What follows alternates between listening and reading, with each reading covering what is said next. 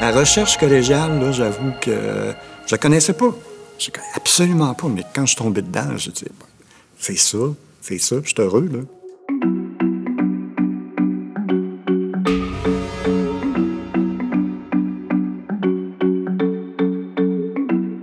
J'avais aucune idée qui se faisait de la recherche au niveau collégial.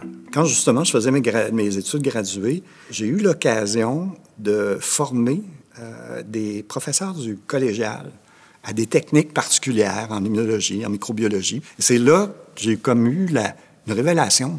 Je disais, hein, il y a ça qui se fait dans le milieu collégial, là. Et j'ai vu l'ampleur de ce qui pouvait... Là, je l'ai vu dans mon secteur, mais j'ai vu que dans d'autres secteurs, que ce soit en physique ou en sciences humaines, ou etc., il y avait quand même des choses vraiment intéressantes qui se faisaient. C'est vraiment à l'Université de Sherbrooke, quand je me suis inscrit en biologie, il y avait un tronc qui se dirigeait vers la microbiologie, puis j'ai eu mes premiers cours de microbiologie, puis de voir là, ce monde qui était autour de nous, qui était invisible, mais qui pouvait avoir des répercussions quand même assez importantes sur nos vies, parce qu'il pouvait nous rendre malades, ça m'a fasciné, puis c'est à partir de ce moment-là que j'ai vraiment voulu là, de dire, ben, je pense que je suis tombé dans la bonne branche et j'ai voulu continuer mes études. En même temps, ben, j'ai découvert un autre domaine qui était un peu associé, qui était l'immunologie, et j'en ai fait ma spécialité par la suite. Je suis professeur-chercheur au Cégep de Lévis, mais aussi chercheur au Centre de transfert technologique Transbiotech, qui spécialise dans les sciences de la vie, mais aussi en biotechnologie. Mon rôle, en quelque sorte, ben, c'est de supporter leur innovation, c'est de les accompagner dans leur innovation. J'ai participé à des recherches qui, par exemple, ont mis au point un gel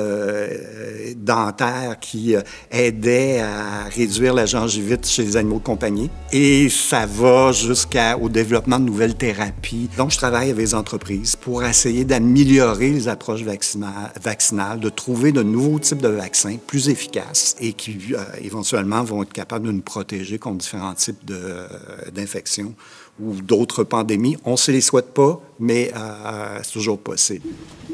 Est-ce que ça me décourage de voir que plusieurs personnes se détournent des vaccins? Je vous dirais que c'est pas nouveau. Les vaccins, de façon générale, c'est ce qu'on appelle la prophylaxie. Donc, c'est de traiter une maladie avant qu'elle se développe. Ça nous dérange moins de prendre un médicament quand on est malade. Quand on ne l'est pas, il faut être sûr de ce qu'on va prendre. Le problème, c'est que collectivement, on oublie.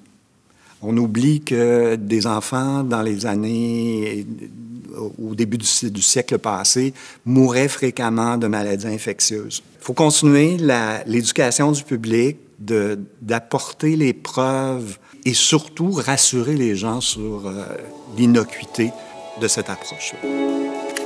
La plus grande fierté, c'est de pouvoir transmettre mes connaissances, transmettre les travaux que je fais, donc d'expliquer concrètement qu'est-ce qu'on fait quand on fait de la recherche, puis à quoi ça sert. De voir certaines entreprises grandir aussi, là, dire oui, ils sont partis, c'est une petite pousse, une petite start-up, partie de deux ou trois étudiants d'université, ils ont décidé, des entrepreneurs, décider par la suite de se partir d'une compagnie avec une bonne idée, puis de voir cette entreprise-là grandir, puis d'être capable de les supporter dans leur cheminement.